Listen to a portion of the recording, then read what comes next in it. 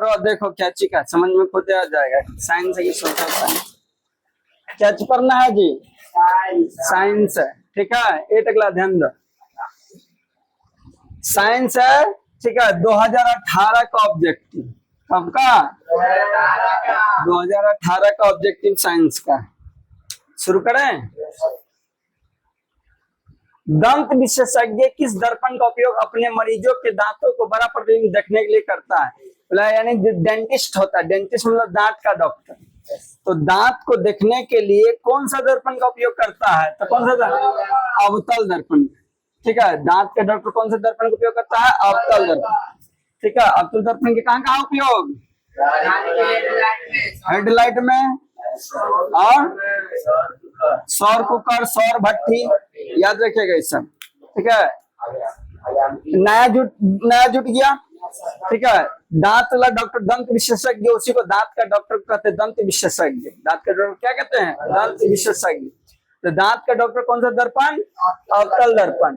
Headlight में गाड़ी का अवतल, सौर कुकर, सौर भट्टी है तो अवतल, हजामत बजाने में अवतल दर्पण,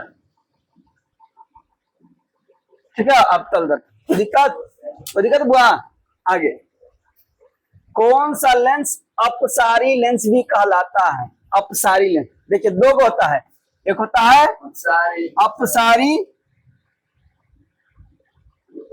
लेंस, ठीक है। तो अपसारी लेंस किसको कहेंगे? याद रखिए, अप मतलब होता है फैला, अप मतलब फैला देना, अप मतलब फैला। तो अपर है, जिसमें अपर है तो वो समझो फैलाने वाला है, तो फैलाएगा कौन सा लेंस? कौन सा लेंस है? ऐसे इसका जो भी किरण आता है ना, इसे सबको इसे फैला देता है, एक जगह जमा नहीं करता है, सबको क्या कर देता है? फैला देता है। इसलिए कौन सा लेंस है? अपसारी लेंस। ये कौन लेंस आपको दिखाई दे रहा है? अवतल लेंस है, अवतल, अवतल लेंस, याद रखिएगा। अवतल लेंस को अपसारी लेंस कहते हैं। क्या है अपसारी लेंस कहते हैं?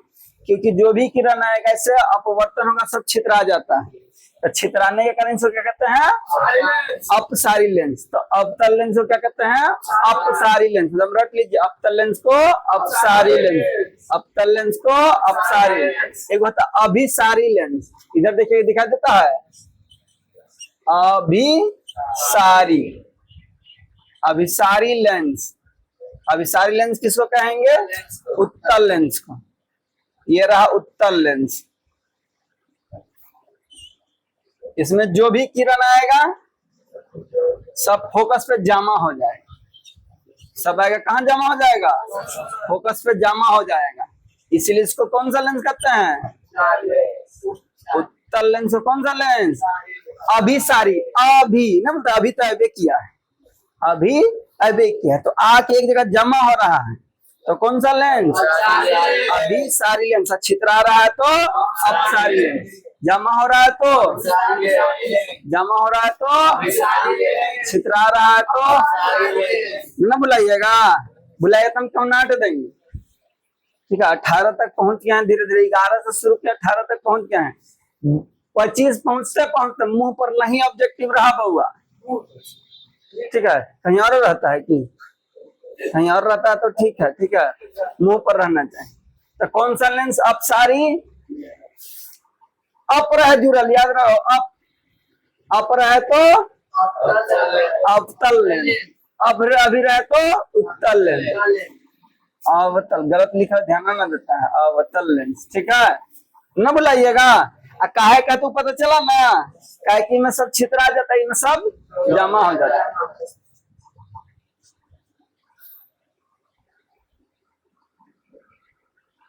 पुतली के साइज को कौन नियंत्रण? जो आंख का ये पुतली है, आंख का जो पुतली है, उसको कौन नियंत्रण में कंट्रोल कौन करता है? पुतली के साइज को कौन? परिताड़िका, परिताड़िका, परिताड़िका। पुतली के साइज को कौन नियंत्रण करता है? परिताड़िका। पुतली के साइज को परिताड़िका, ठीक है। प्रतिबिंब कहाँ बनता है? रेटिना पर। प्रतिबिंब, आंख में प्रतिबिंब कहाँ बनता है? रेटिना, या इसी को दृष्टि पटल कहते हैं। ठीक है। हम लोग जैसे तुमको देखे या आप हमको देख रहे था, ये कहाँ बन रहा होगा प्रतिबिंब? रेटिना पर, उसी को कहते हैं दृष्टि पटल। तो पूछता है आंखों में प्रतिबिंब कहाँ बनता है? तो रेटिना या दृष्टि पटल। कैसा बनता है? उल्टा गड़मुड़िए, जैसे आपको हम सीधा दे रहे हैं लेकिन वहां गणिया ऊपर मुड़िया नीचे करके दिखा रहा होगा। समझ में आ रहा है ना? तो यानी वास्तविक प्रतिबिंब, वास्तविक प्रतिबिंब उल्टा रहता है। आंख में जो प्रतिबिंब बनता है कैसे बनता है? वास्तविक और उल्टा। प्रतिबिंब कहाँ बनता है? रेटिना या दृष्टि पटल। ठीक है। पुतली के साइज को नियंत्रण कौन करता है? परितारिका। किस दृष्टि दोष को अवतल लेंस और उत्तल लेंस दोनों से बने द्विपक्षीय लेंस द्वारा संशोधित किया जाता है? पूरा कौन सा दृष्टि दोष मतलब आंख का बीमारी, कौन सा आंख का बीमारी जिसमें दोनों लेंस रहता है? अवतल लेंस भी रहता है और उत्तल लेंस भी रहता है। तो किसमें रहता है? जरा दृष्टि दोष। जरा दृष्टि दोष में अवतल लेंस और उत्तल लेंस दोनों का प्रयोग किया जाता है। जरा दृष्टि दोष में अवतल लेंस और उत्तल लेंस दोनों का। ठीक है। निकट दृष्टि दोष, निकट दृष्टि अवतल, अवतल लेंस, निकट में अवतल लेंस, दीर्घ बोले या दूर बोले? उत्तल लेंस। ठीक है। और जरा दृष्टि दोष में दोनों रहेगा। ठीक है। मोतियाबिंद का ऑपरेशन होता है।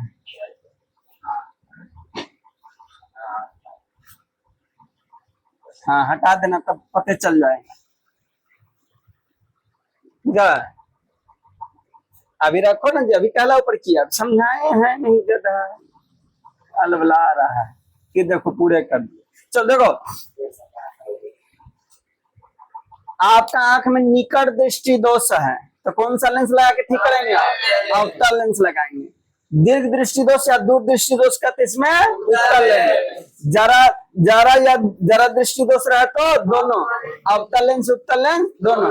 ऊपर में रहेगा अवतल लेंस, नीचे में रहेगा उत्तल लेंस। चश्मा ऐसे रहेगा। ठीक है। चश्मा रहेगा तो ऊपर में रहेगा अवतल लेंस, नीचे में रहेगा उत्तल लेंस। ठीक है। समझे कि नहीं? अभी मैं कहानी में ट्विस्ट है, ध्यान दीजिए, याद करने का। निकट दृष्टि दोष कै अंक का है? 1 2 3। निकट दृष्टि दोष देखिए कै अंक का है? 1 अंक, 2 अंक, 3 अंक। आंसर आएगा 4 अंक वाला अवतल। तो 3 का 4, ध्यान दीजिए, 1 2 3, आंसर आएगा 4 वाला। 1 2 3 4। यहाँ देखिए दीर्घ दृष्टि दोष में क्या अंक का है? दीर्घ बोले ऐसी को दूर भी बोलते हैं। दूर भी 2 अंक का, दीर्घ भी 2 अंक का। तो 2 का 3, 1 2 3। तो 2 का 3, 3 का 4। याद रखिए 2 का 3, 3 का 4। याद रखिएगा ना। यदि दीर्घ दृष्टि दोष दूर दृष्टि दोष का आ गया तो 2 अंक का है तो इसका आंसर क्या अंक का होगा? 3 अंक का। ठीक है। 4 अंक रहेगा तो 3 अंक रहेगा तो 4। जरा दृष्टि दोष रहेगा तो 2। अब मोतियाबिंद हो गया तो ऑपरेशन, डायरेक्ट ऑपरेशन करके फिर लेंस लगा दिया जाता है। ठीक है। ऑपरेशन मोतियाबिंद में क्या होता है कि आंख का ऊपर लगभग क्या होता है? धुंधला हो जाता है। ठीक है। घस पूरा थी स्ट्रॉन्ग फैलता नहीं। इम्पोर्टेंट है बबुआ।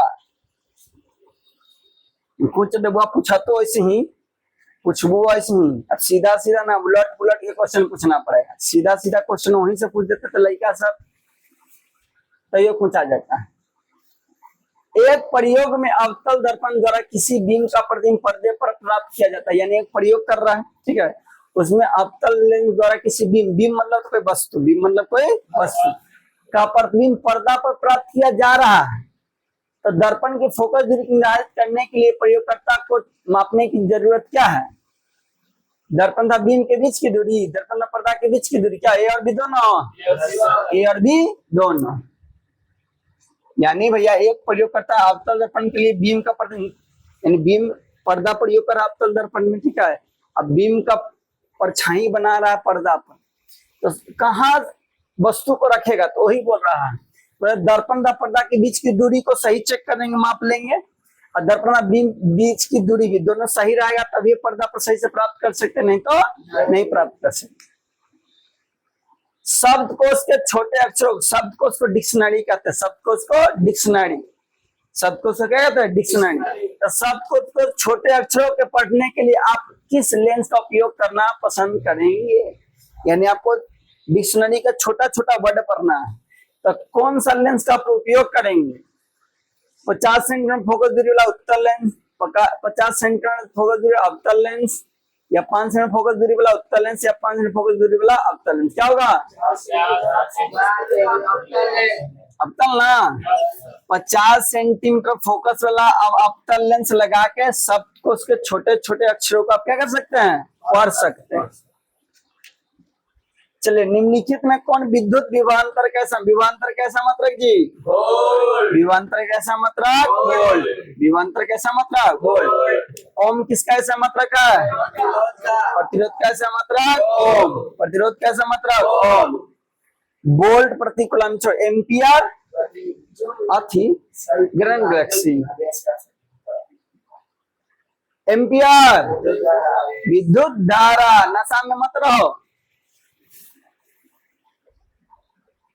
बड़े बड़े माथा मत गरम करो। रोज एक बार आता है, रोज दिन में दे रहा है, रोज एक बार आ रहा है कि नहीं आ रहा है? रोज एक रिपीट कर देते हैं कि इसका इची होगा, इसका इची होगा, कहाँ ध्यान रहता है पता नहीं चलता है। फिर क्या सर घुसाते हैं, मारा लात खा तो खुद ही काम कर रहे हो, ध्यान ही नहीं रहता है कि क्या पढ़ा रहे क्लास में, ध्यान ही नहीं रहता है। ध्यान कल लोटस गया तो हम कहा एक फोटोस में कर दे,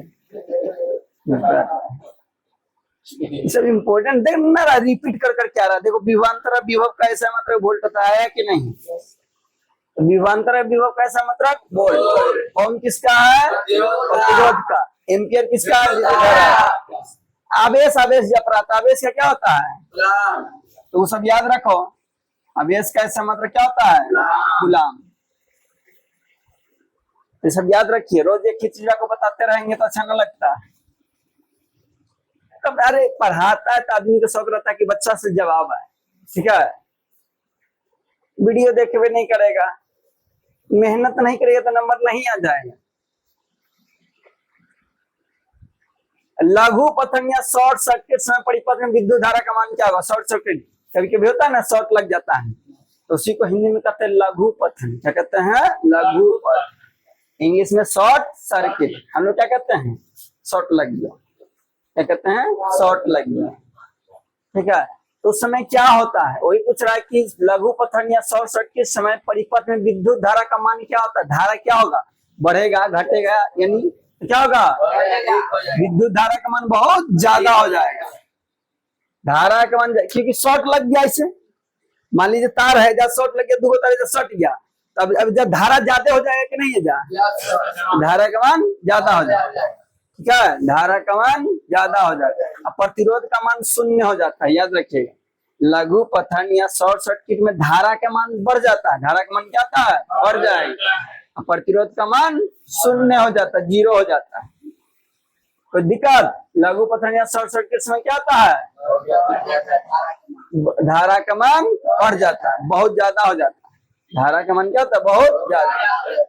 अब कभी कभी क्वेश्चन, लघु पतन या शॉर्ट सर्किट से बचने के लिए घर में क्या करना चाहिए? तो फ्यूज लगाना चाहिए। क्या लगाइएगा? फ्यूज। लघु पतन से बचने के लिए फ्यूज। लघु पतन या शॉर्ट सर्किट से बचने के लिए घर में क्या लगाया जाता है? फ्यूज लगाया जाता है, समझा? क्या लगाते हैं? फ्यूज। पश्चिम की ओर प्रक्षेपित कोई धनावेश कण, अल्फा कण किसी चुंबकीय क्षेत्र द्वारा उत्तर की ओर विक्षेपित हो जाता है। चुंबकीय क्षेत्र का दिशा क्या है? मतलब पश्चिम की ओर कोई है धनावेशित कण है, मान लीजिए, ठीक है। और चुंबकीय क्षेत्र का अनुसार दिशा क्या? पश्चिम से किधर हो जाता है? उत्तर हो जाता है। पश्चिम से क्या हो जाता है? उत्तर। तो बताना है कि चुंबकीय क्षेत्र का दिशा क्या है? क्या होगा? अधोमुखी ना कि ऊपरी मुखी? ऊपरी मुखी होगा। क्या होगा? ऊपरी मुखी। तांबे के तार की एक आयताकार कुंडली किसी चुंबकीय क्षेत्र में घूर्णन गति कर रही है, इस कुंडली के प्रेषित विद्युत धारा की दिशा तो कितने परिमाण के पश्चात परिवर्तन हो जाता है? तो आधा। देखिए बोला है कि कोई तांबे की तार के आयताकार कुंडली, तांबा के तार है, कुंडली बना ला गोल गोल, तो बोला कुंडली है, तो चुंबकीय क्षेत्र की घूर्णन की गति कर रही है, यानी चुंबक क्षेत्र में घूम रहा है, गति कर रहा है। कोई आयताकार कुंडली है, वो चुंबकीय क्षेत्र में क्या कर रहा है, घूम रहा है। तो कब इसका विद्युत धारा के मान बदल जाए, जैसे मान लो कि हम कुंडली है, ठीक है, हम चुंबकीय क्षेत्र में गति कर रहे हैं, चुंबकीय क्षेत्र में क्या कर रहे हैं, गति। तो मेरा पे धारा का मान कब बदलेगा, तो ऐसे जैसे ही ऐसे आधा आएंगे तो विद्युत धारा का मान क्या हो जाएगा, बदल जाएगा। फिर ऐसे आधा है, फिर विद्युत धारा का मान बदल जाए। तो इसी आयताकार कुंडली चुंबकीय क्षेत्र में यदि गति कर रहा है तो आधा घूमेगा, चुंबकीय क्षेत्र की दिशा बदल जाएगा। समझे कि नहीं? चलिए कहाँ आगे डायरेक्ट हम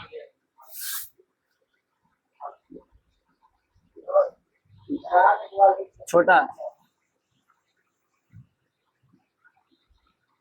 धीरे धीरे से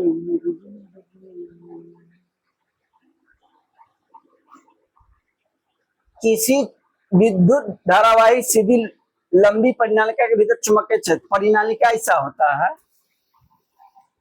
ये परिनालिका है, इसमें ऐसे ऐसे तार लपेट दिया जाता है, इसको ऊपर क्या रहता है, तार लपटा हुआ रहता है, पूरा गोल गोल तार, ये परिनालिका है। क्या है, परिनालिका। इसको क्या कहेंगे, परिनालिका। तो जैसे ही में करंट पास कराइएगा ना, देखिए करंट का गुण होता है, सुना है, बोलता है 11,000 वोल्टेज भी घींच ले, काहे घींचा, जैसी कोई भी तार है ना लंगा, जैसे कोई बोलता है ना एकदम लंगा लड़का है, तो लंगा भी कोई नहीं जाएगा क्योंकि ऑलरेडी भिखमंगा है। तो इसे लंगा तार है, लंगा मतलब उघारे, पैंट कपड़ा नहीं पहन ले, यदि उनमें से करंट जा रहा है तो ओकर अगल बगल चुंबकीय क्षेत्र तो नहीं, यानी चुंबक जैसा व्यवहार करता है। समझे कि नहीं? कोई लंगा तार है, उससे करंट पास हो रहा है तो अगल बगल क्या होगा, चुंबकीय क्षेत्र बने, चुंबक जैसा व्यवहार करे। जैसे आप देखिएगा आपको क्या कर लेगा, खींच लेगा। जैसे आप उसके पास जाएगा क्या हो जाएगा, आपको खींचेगा। आप जैसी जाएगा उसको क्या करेगा, खींच लेगा। ठीक है, तो वही क्वेश्चन है कि देखो किसी विद्युत धारावाहिक सीधी लंबी परिनालिका के भीतर चुंबकीय अंदर, ऐसी इसका बाहर की बात की जाए, बाहर चुंबकीय क्षेत्र का दिशा तो उत्तर से निकलता है दक्षिण में घुस जाता है। कहां से निकलेगा, उत्तर से निकलेगा दक्षिण में घुस जाएगा, उत्तर से निकलेगा दक्षिण में घुस जाएगा। चुंबकीय क्षेत्र रेखा के दिशा है, उत्तर से निकलेगा कहाँ घुस जाएगा, दक्षिण। उत्तर से शुरू होगा कहाँ घुस जाएगा, दक्षिण। लेकिन अंदर की बात है, ये कहाँ की बात है, अंदर की। ये अंदर की बात है लक्ष्य को जी, सुने कि नहीं? ये कहाँ की बात है, अंदर की बात। अब बाहर की बात रहे तो उत्तर से दक्षिण में घुस जाएगा, उत्तर से निकलेगा दक्षिण में घुस जाएगा। समझ में आ रहा है? अब अंदर की बात है तो अंदर बताइए, इसके सिरे की ओर जाने में घटता रहेगा, सिरे की ओर जाने में बढ़ता रहेगा, सभी बिंदुओं पर समान न रहेगा जी। सभी बिंदु पर धारा का मान कैसा रहेगा, समान, समान रहेगा। पूछेगा परिनालिका में विद्युत धारा की दिशा क्या होता है, तो भैया के चुंबकीय क्षेत्र की दिशा क्या होता है, तो उत्तर से दक्षिण। ना पचा कर लेना, पचा था लेकिन तो हम बहुत जाए लग रहा है, जहां से मजाक करेगा। सौर कुकर के लिए आ गया, देखो रोज रोज जब बार है तो सौर कुकर के लिए कौन सा दर्पण सर्वाधिक उपयुक्त होता है, आ गया ना, आ गया। तो पीछे बताते इसलिए कहा कि आगे आने वाला रहता है प्रश्न, लेकिन आप लोग इग्नोर कर देते हैं। चिपको आंदोलन का मुख्य उद्देश्य क्या था, वृक्ष यानी पेड़ पौधा को बचाना। चिपको आंदोलन का काम क्या था, पेड़ पौधा को बचाना, यानी वृक्ष को बचाना।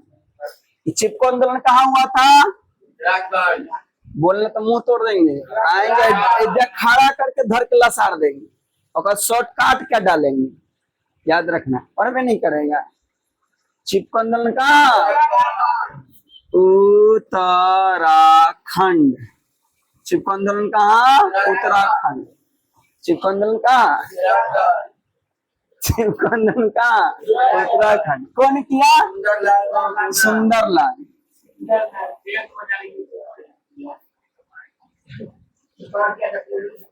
हाँ? तोरा दादा जैसा ना चिपकल रहा पूरा गर्मी भराम बचाने के लिए, ठीक है। ठेकेदार से बचाने के लिए पेड़ पौधा को चिपका, समझा कि नहीं। तो भैया चिपको आंदोलन वृक्ष यानी पेड़ पौधा को बचाने के लिए हुआ था। कहाँ हुआ था? उत्तराखंड। उत्तराखंड कौन किया था? सुना। उत्तराखंड का हुआ था टिहरी गढ़वाल जिला। उत्तराखंड में कौन? टिहरी गढ़वाल जिला। ना बुलाइएगा, आएगा फिर, क्योंकि हम जो बताएंगे फिर से रिपीट होने वाला है वो क्वेश्चन। आइए ना अपना बिहार में निम्नलिखित में किस विलयन का उपयोग दीवारों को सफेदी करने के लिए किया जाता है? घर में पेंट करेला, सफेदी का नहीं है, दीवार को पेंट करने के लिए किसका उपयोग होता है? CaOH का, ऑल्टोइस। अनबुझा चूना इसको कहते हैं, क्या कहते हैं? अनबुझा चूना। अनबुझा सीमेंट, अनबुझा चूना है ये, सॉरी बुझा चुना है ये, बुझा चुना है। कौन सा चुना है? बुझा चुना का है। क्या कि याद करिए, ध्यान दीजिए, आप चुना लाते हैं फिर पानी डालकर उसको मुझा रहे हैं तो बुझा चुना हो गया, उसके बाद ना पेंट करते हैं तो वही हुआ, तो बुझा चुना हो गया। तो फिर से सुधारे करना, चड्डी पहन के पेंट करता है तुम उड़ाड़े करना, तुम भी हो जाना बाबू, कर देना। आओ, कहाँ भगा देता इतना फास्ट, तो बड़ी फास्ट हो गया है। ठीक है, समझाने देगा तो लोग तो ना हटा देता है तुरंत। तो भैया देखो, दीवार को सफेदी करना यानी दीवार को पेंट करना है, तो क्या उपयोग करेंगे?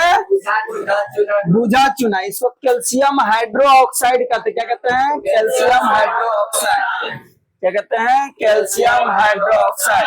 इसी को बुझा चुना भी कहते हैं। क्या कहते हैं? बुझा चुना। दीवार का पेंट करना हो या खैनी में से हाथ जो खुजलाने लगता है ना, तो हाथ खुजने में किसका उपयोग करते हैं? बुझा चुना। सौरभ भी ज्यादा जान रहा है, क्या है कि इसका बगल में एक्सपीरियंस दुकान हुआ। अब सन्नी को तकलीफ नहीं होगा ना सन्नी। हाँ, तो दीवार को पेंट करना, सफेदी करना, तो किसका उपयोग करेंगे? फॉर्मूला क्या है? CaOH का, ऑल्टोइस।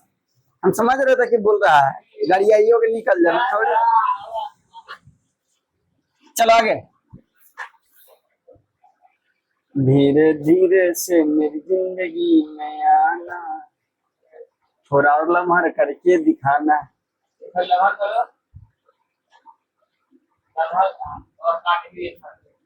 और हल्का छोटा करो, और अरे बस बस बस बस, अब दिखाई दे रहा है ना? तुमको तो दिखाई देवे करेगा, इसको भी देखना है। आओ, Na2SO4 प्लस BaCl2 बराबर बना रहा है क्या? BaSO4 plus NaCl। उपयुक्त रासायनिक अभिक्रिया क्या है बताइए? तो क्या हो रहा है? द्विविस्थापन अभिक्रिया है। द्विविस्थापन अभिक्रिया, दो आयनों, दो अभिकारकों के बीच, आयनों के बीच क्या होते हैं? अदला बदली होता है। तो देखिए, दो का अभिकारक हुआ और दोनों अभिकार देखिए, Na इसके साथ प्लस चार्ज है, माइनस चार्ज है। Na में प्लस चार्ज है, Cl में माइनस चार्ज, दोनों में आयन का अदला बदली हुआ, अदला बदली होकर बना दिया NaCl। NaCl को क्या कहते हैं? आयोडीन मौसा है कि नमक। NaCl क्या कहते हैं? नमक। इसको सोडियम क्लोराइड कहते हैं, ये नमक है। अब जो हम लोग घर में यूज करते हैं ना खाने वाला, वही है नमक। ठीक है, तो Na2 और Cl दोनों आयन का अदला बदली किया, बना दिया NaCl। और यहाँ SO4 और Ba दोनों देखो आयन का अदला बदली किया, तो BaSO4 बना दिया। तो आयन का अदला बदली बन रहा है, नया उत्पाद का निर्माण होता है, उसको कहेंगे द्विविस्थापन अभिक्रिया। संयोजन में जुड़ता ही घटता है, संयोजन में जुड़ता ही घटता है। दो जुड़ेगा या दो से अधिक जुड़ के एगो बनाएगा। वियोजन में दो गो टूट के दो, एगो टूटेगा, दूगो बनाएगा या दूगो से ज्यादा भी बना सकते। चल इतना तो तेज है तू लोग। आ गया, निम्नलिखित में कौन सा बूझा चुना है? बूझा चुना है ये। कौन सा चुना है? बूझा चुना। बूझा चुना इसी को किसके लिए उपयोग करते हैं? दीवार को पेंट यानी दीवार को सफेदी करने के लिए। इसलिए देखिए पुराना जो जमाना के आदमी खैनी खाता है ना, चूना दुकान, खैनी दुकान पे कहेगा सफेदी हो, मतलब समझे वो चूना मांग रहा है। ठीक है, पहले के आदमी नहीं भी पढ़ा था फिर भी साइंस को अच्छा जानता था। ठीक है, सफेदी तो चूना का उपयोग करते सफेदी करने के लिए। इसका फॉर्मूला क्या है? CaH। यह है काली चूना।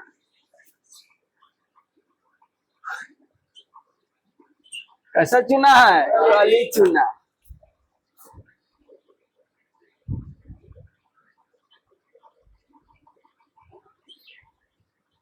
भाखड़ा चूना।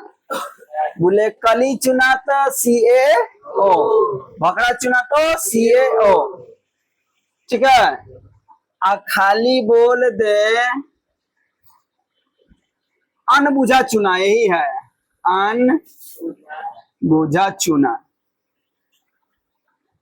अनबुझा चुना बोले भाखड़ा या कली, कौन कौन बोलेगा? अनबुझा भाखड़ा या कली। तो उसका फॉर्मूला क्या होता है? CaO, calcium oxide. क्या बोलेंगे? Calcium oxide. कौन सा चुना है? कली चुना, भाखड़ा चुना या अनबुझा चुना। ये है बुझा चुना। ठीक है, यह देखिए ये क्या है? संगमरमर। संगमरमर, संगमरमर या चूना पत्थर। संगमरमर बोले या चूना पत्थर। ठीक है, संगमरमर बोले या चूना पत्थर बोलिएगा ना। Ca को क्या कहते हैं? कैल्शियम। Ca क्या है? कैल्शियम। इसका परमाणु संख्या 20 होता है, याद रखिएगा। परमाणु संख्या पूछता है कैल्शियम का आप लोग। कैल्शियम का परमाणु संख्या। चूना पत्थर का सूत्र CaCO3। संगमरमर का सूत्र, रासायनिक नाम कैल्शियम कार्बोनेट। आइए अपना बयान में CaOH का ऑल्टर्स क्या कहते हैं? बुझा चूना। घर में पेंट करना, सफेदी करना तो किसका? बुझा चूना। इसका नाम तो फार्मूला बोला, इसका नाम कैल्शियम हाइड्रो ऑक्साइड। नशा में बड़े करे काली चूना, भाखड़ा चूना, बुझा चूना, CaO कैल्शियम ऑक्साइड। इतना जानिएगा। आइए लवण, लवण है लवण, लवण, लवण Na2CO3 का जलीय विलयन का पीएच मान क्या? लवण का पीएच मान क्या होता है? 7 से कम कि 7 से अधिक? 7 से अधिक। लवण है तो 7 से अधिक। लवण बोलिए, लवण बोलिए या क्षार इसी को बोला जाता है। तो क्षारीय विलयन का भी पीएच मान 7 से अधिक होता है और लवण का भी 7 से अधिक। ये क्या है? अम्ल है तो पीएच मान 7 से कम और 7 है तो उदासीन। इसी को न्यूट्रल कहा जाता है इंग्लिश में। क्या कहते हैं? न्यूट्रल। ठीक है, यदि भैया उदासीन है तो पीएच मान 7, अम्लीय है तो पीएच मान 7 से कम। लवण है या क्षार है तो भस्म भी बोले, भस्म,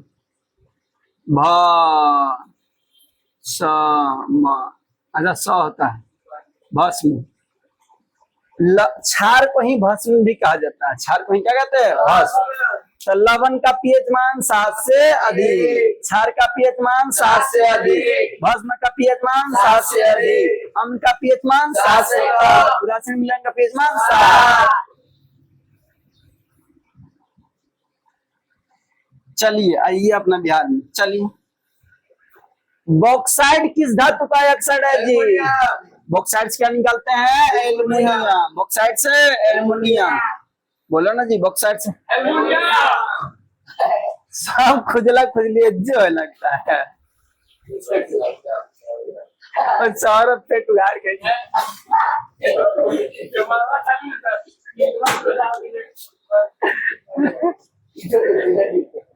बॉक्साइड एल्युमिनियम का अयस्क है। बॉक्साइड क्या है? एल्युमिनियम का अयस्क है। इससे निकाला जाता है एल्युमिनियम।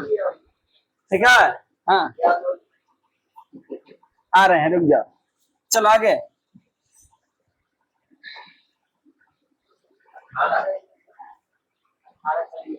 अठारह बता दी ना दिए। लोहा एवं इस्पात को जंग से सुरक्षित रखने के लिए उन पर किस धातु का पतली परत चढ़ाई जाती है? यानी लोहा हो या इस्पात हो, उस पर जंग लग जाए, लगने के लिए यानी कि जंग ना लगे उसको बचाने के उस पर क्या चढ़ा देते हैं? लोहा या इस्पात के ऊपर क्या क्या चढ़ा देते हैं? जिंक यानी जेडन जिंक क्या होगा? जिंक। लोहा या इस्पात को जंग से बचाने के लिए उसको क्या कहते हैं? जिंक। ठीक है, जिंक। चांदी पुदीन आ रहा है, चांदी समझ में आ रहा, चढ़ा देना। लोहा को बचाने के लिए चांदी से महंगा चीज चढ़ा देंगे वहाँ, समझे कि नहीं? अब बताओ, लोहा संस्था की चांदी संस्था? और चांदियों का संस्था नजर आ रहा है। मौसा मौसी उसको फर्क नहीं, फुआ फूफू में समझ में नहीं आता, डिफरेंसेस को समझ में नहीं आ रहा।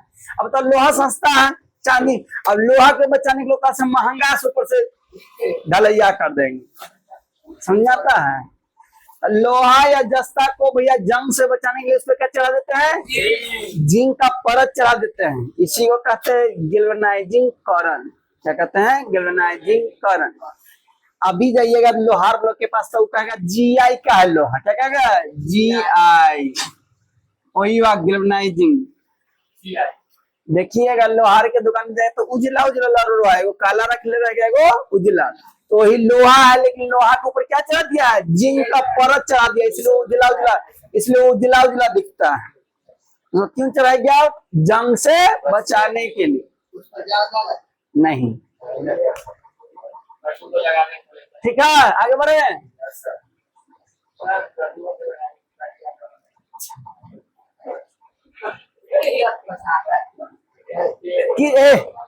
किस रासायनिक यौगिक को गर्म करने पर प्लास्टर ऑफ पेरिस प्राप्त किया? यानी किसको गर्म करेंगे तो बन जाएगा प्लास्टर ऑफ पेरिस। पहले तो प्लास्टर ऑफ पेरिस का फॉर्मूला बताइए। Na2SO4 इंटू हाफ H2O, ये क्या है? Plaster of Paris. Plaster of Paris का रासायनिक सूत्र बोले, फॉर्मूला पूछे तो क्या होता है? Na2SO4 गुने आधा H2O। इंग्लिश में थोड़ा मोड़ा जानते हैं तो बोलेंगे Na2SO4 into 2H2 half H2O। Sorry, क्या बोलेंगे? हाफ। तो किसका सूत्र है? Plaster of Paris. इसका प्लास्टर ऑफ पेरिस। तो यहाँ पर आके किस रासायनिक को गर्म करेंगे, यानी किसको गर्म करेंगे तो बन जाएगा प्लास्टर ऑफ पेरिस। किसको गर्म करेंगे तो बन जाएगा प्लास्टर ऑफ पेरिस। तो भैया जिप्सम को गर्म करेंगे। किसको गर्म करेंगे? जिप्सम को। जिप्सम को गर्म करिएगा तो बन जाएगा plaster of Paris. Plaster of Paris का फॉर्मूला पूछता है, इसका नाम भी पूछता है, क्या है? प्लास्टर ऑफ पेरिस का फॉर्मूला ना क्या? Na2SO4 into half H2। नाम क्या है?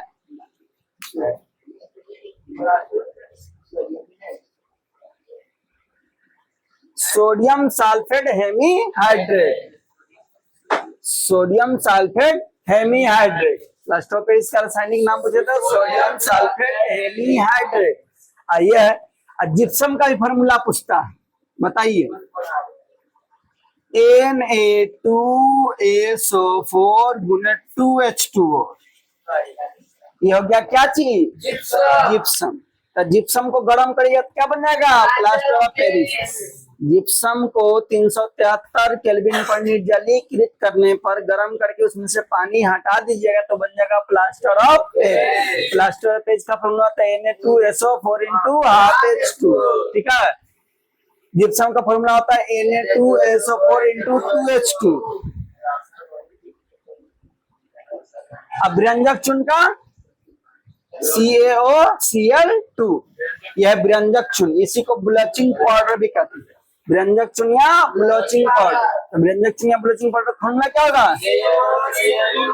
CaOCl2, calcium oxychloride, calcium oxychloride, यह है व्यंजक चुनिया ब्लोचिंग पॉट।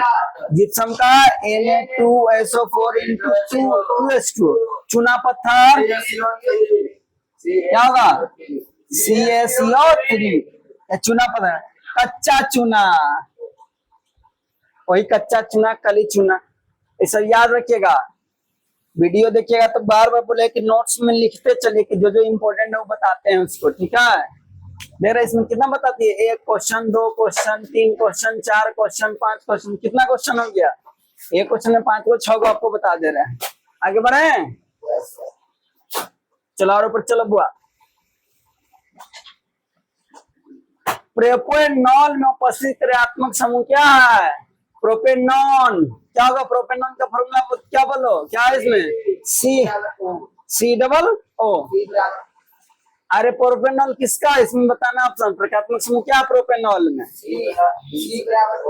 ये वाला ना, कीटोन है, CO है, ऐसा है, ठीक है? तो प्रोपेनॉल में CO है, प्रोपेनॉल में क्या है? CO। नाम तो जानते इसको एल्कोहल, क्या है? OH को क्या कहेंगे? एल्कोहल। अरे OH को क्या कहेंगे? एल्कोहल। CO को कीटोन, याद रखिएगा, यही पूछता है। OH को क्या कहते हैं? CO को कीटोन, CHO को एल्डिहाइड, CHO को एल्डिहाइड, OH को एल्कोहल प्रकात्मक समूह का नाम है, CO को कीटोन, CHO को एल्डिहाइड, एक और है COOH, ये क्या है? कार्बोसिलिक अम्ल, कार्बोसिलिक अम्ल क्या है? कार्बोसिलिक अम्ल। इतना पूछता है, याद रखिएगा। तो OH को कहते हैं एल्कोहल, CO को कहते हैं कीटोन, CHO कहते हैं एल्डिहाइड, COOH को कार्बोसिलिक अम्ल। एक और होता है हाइड्रोजन ग्रुप, हाइड्रोजन ग्रुप, कौन सा ग्रुप? हाइड्रोजन, उसमें क्लोरो ब्रोमो ये सब आता है, आयोडो क्लोरो ब्रोमो ये सब। चलिए भैया आगे बढ़ाइए। एसिटिक अम्ल का IUPAC नाम, किसका? एसिटिक अम्ल का IUPAC नाम बताना है। तो एसिटिक अम्ल को क्या कहते हैं? एसिटिक अम्ल का एथेनोइक अम्ल, एसिटिक अम्ल का एथेनोइक अम्ल, एसिटिक अम्ल का IUPAC नाम एथेनोइक अम्ल, बोलिए एथेनोइक अम्ल।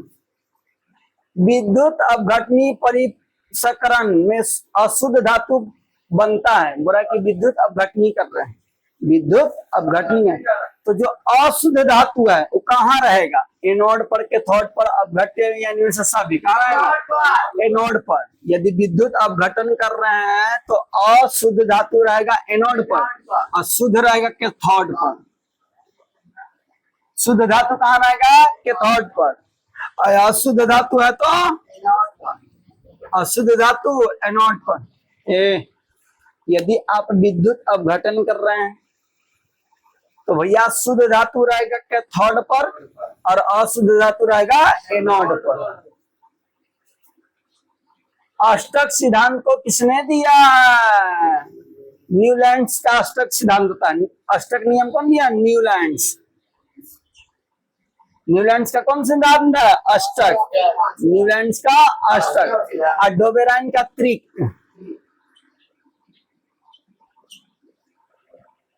ठीक है, डोबेराइन साहब दिए त्रिक, त्रिक का नियम। डोबेराइन साहब क्या दिए? त्रिक का नियम।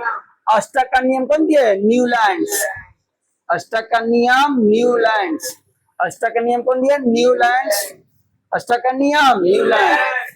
त्रिक का नियम डोबेराइन। त्रिक का नियम डोबेराइन। ठीक है, डोबेराइन।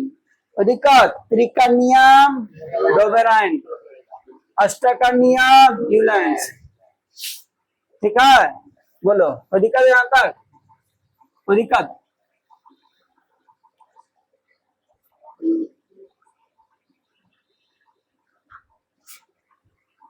तो इतना ही याद रहने देता, ठीक है। इसमें जो बच्चा हो कल आपको बताएंगे, ठीक है, याद करके आइएगा।